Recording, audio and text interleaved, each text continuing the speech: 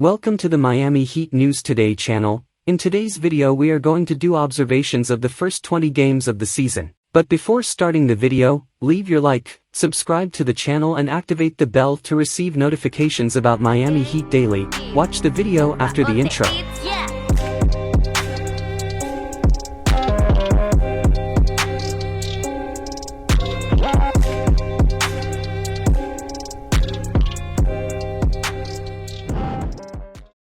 This is not exactly where the Miami Heat expected to be at the 20-game mark. At 9-11, the Heat entered Saturday in 11th place in the Eastern Conference despite returning 13 players from last season's roster that finished just one win short of reaching the NBA Finals. There have been disappointing home losses to the Chicago Bulls and Portland Trail Blazers, the Heat's first winless four-game trip since 2008, and lots of injuries.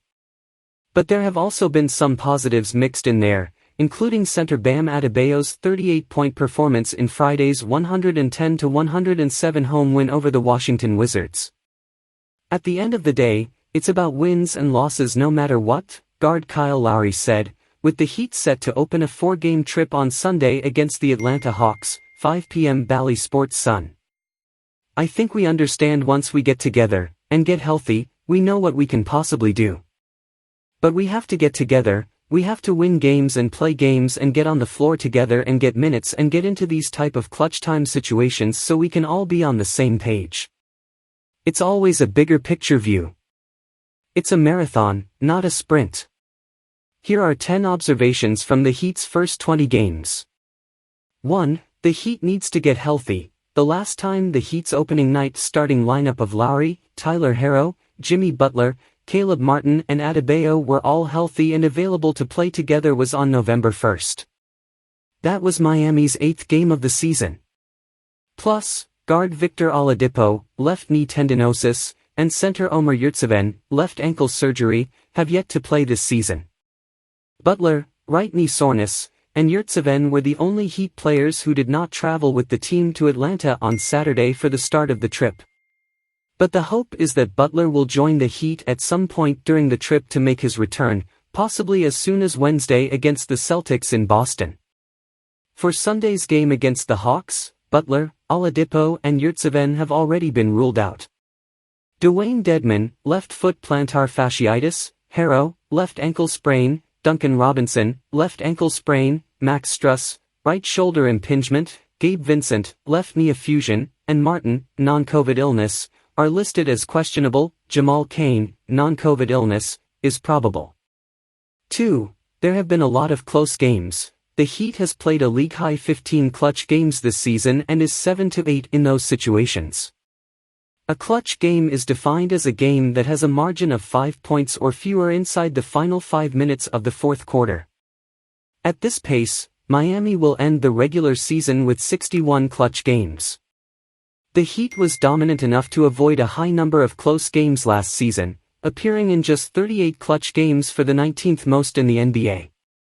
3. Last season's three-point shooting success hasn't carried over. After shooting an NBA best 37.9% from three-point range last season, the Heat entered Saturday ranked 23rd in the NBA with a team three-point percentage of 33.5%. It's important that turns around because three-pointers are a big part of Miami's winning formula. The Heat closed last season with a nearly perfect 32-2 record when shooting 40% or better from deep and was just 32-34 when it didn't. Miami has shot 40% or better on threes in just 2 of the first 20 games this season. 4. Adebayo has been a more assertive scorer. Heat President Pat Riley challenged Adebayo to average 15 shot attempts per game this season and the Heat starting center has delivered so far. Adebayo is averaging career highs in points, 19.9, and shot attempts, 14.7, per game this season. He has been consistent, too, taking double-digit shot attempts in 17 of the 18 games he has appeared in. Adebayo has also made sure to do most of his damage from inside the paint, as 220 of his 265, 83%, shot attempts this season have been from within the paint. 5. The Heat is on pace to set the modern-day record for most zone defense played. Since Synergy Sports began tracking the stat in 2008 to 2009, the current league record was set by the Heat with 1,053 zone defensive possessions played during the 2018-19 season. While still early in the schedule, the Heat is on track to play 2,140 zone possessions this season to shatter that mark. Miami's injury issues have led to more zone recently. The Heat has averaged 54.6 zone possessions per game in the last 5 games, as it just looks to survive with so many key players out. 6. The Heat's man-to-man defense has not been good.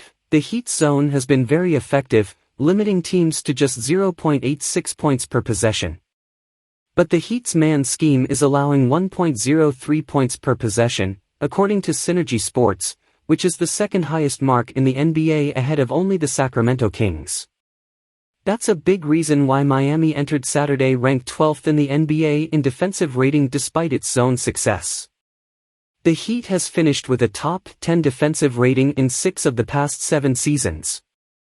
To do it again, Miami will need its man-to-man defense to be much better. 7. Martin has made a very positive impact. With Martin on the court this season, the Heat has outscored opponents by 4.8 points per 100 possessions. Without Martin on the court, opponents have outscored the Heat by 10.4 points per 100 possessions. The driving force behind that team best on-off differential is the defensive end. The Heat has allowed just 104.2 points per 100 possessions with Martin in the game compared to 117.3 points per 100 possessions when he hasn't been on the court. Martin, who is playing as a full-time starter for the first time in his NBA career, is averaging career highs in points, 10.9, rebounds, 4.9, assists, 2.1, steals, 1.3, and minutes, 32.4, this season. 8. There has also been a big drop-off when Butler isn't playing. While the Heat's defense has surprisingly been better with Butler off the court, it's the offense that hasn't been able to function consistently without him. Miami has scored 118.1 points per 100 possessions with Butler in the game for an offensive rating that would rank second best in the NBA among teams for the season. But with Butler off the court, the Heat has managed to score just 100.5 points per 100 possessions for an offensive rating that would be the worst in the league among teams for the season. 9. The Heat's new starting lineup has actually been solid. Because of injuries, the Heat's opening night starting lineup of Lowry, Harrow, Butler, Martin and Adebayo has played in just 7 games together this season. But their limited time has been positive. The Heat has outscored opponents by 6.2 points per 100 possessions in the 88 minutes this 5-man combination has played together. It's just that the Heat's lineup of Lowry, Struss, Butler, Martin and Adebayo has been dominant to outscore teams by 32.1 points per 100 possessions in 73 minutes together to amplify the discussion of whether Struss should start instead of Harrow. 10. Without Harrow, the Heat's bench has been different. After closing last regular season as the NBA's highest-scoring bench at 40.5 points per game, the Heat entered Saturday with the 5th lowest-scoring bench in the league at 28.9 points per game this season.